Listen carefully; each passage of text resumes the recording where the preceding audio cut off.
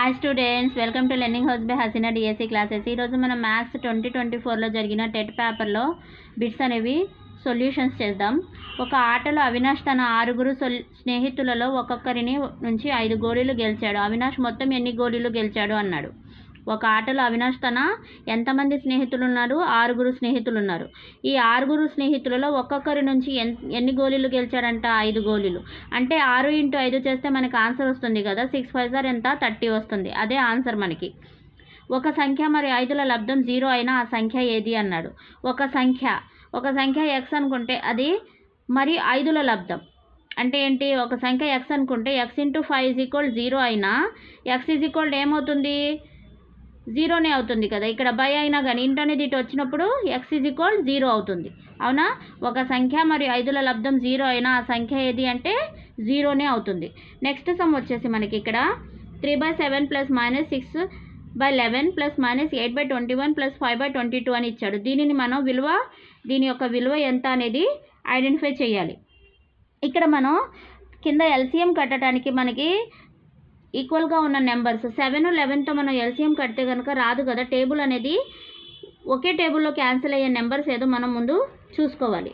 ఇక్కడ ఒకే టేబుల్లో క్యాన్సిల్ అయ్యే నెంబర్స్ ఏమున్నాయి?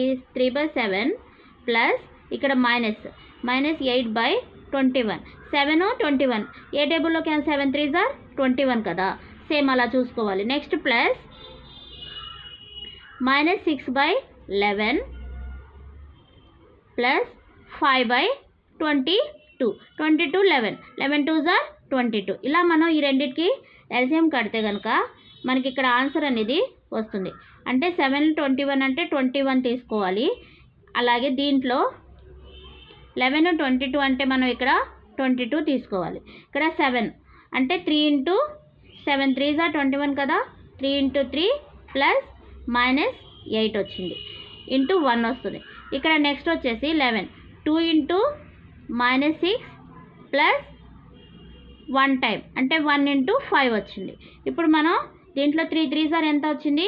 9 plus into minus -8/21 and plus 2 6s are 12 -12 plus 5/22 వచ్చింది. ఇప్పుడు మనం దీన్ని 9 - 8 1/21 ప్లస్ అంటే -12 ప్లస్ 5 అని ఇచ్చాడు. అంటే -7/22 వచ్చింది. ఇప్పుడు ఈ రెండింటికి మనం ఎల్సిఎం కడితే 21 × 22 అంటే ఏమవుతుంది? ఇక్కడ 21 × 22 అని తీసుకున్నాను కదా. 1 × 22 ప్లస్ -7 × 21 వచ్చింది. అవునా? ఇప్పుడు చూడండి 22 × 1 అంటే 22 ప్లస్ ఇంటూ మైనస్ -7 × 21 ఎంత అవుతుంది? 147 అవుతుంది. 147/21 × 22. దీన్ని మల్టిప్లై చేస్తే మనకి